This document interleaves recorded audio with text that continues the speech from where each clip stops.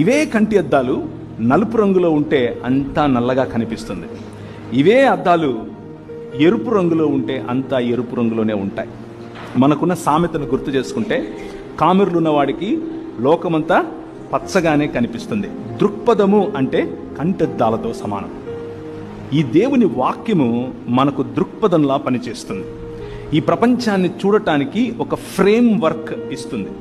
ఈ ప్రపంచాన్ని అర్థం చేసుకోవటానికి ఒక మంచి కంటి అద్దాల్లాగా పనిచేస్తుంది.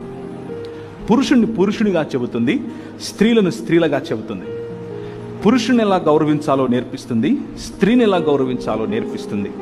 స్త్రీ పురుషులకు ఉన్నటువంటి వైవిధ్యత లేదా వివిధత, అలాగే స్త్రీ పురుషులు దేవుని స్వరూపము మరియు పోలిక చొప్పున చేయబడినటువంటి దేవుని పోలికలో ఉన్నటువంటి మనుష్యులుగా చెబుతుంది. ఈ లోకం నేర్పించేటటువంటి ఆలోచనలకు భిన్నంగా దేవుడు తన విలువలను ఈ వాక్యము ద్వారా మనకు నేర్పిస్తాడు.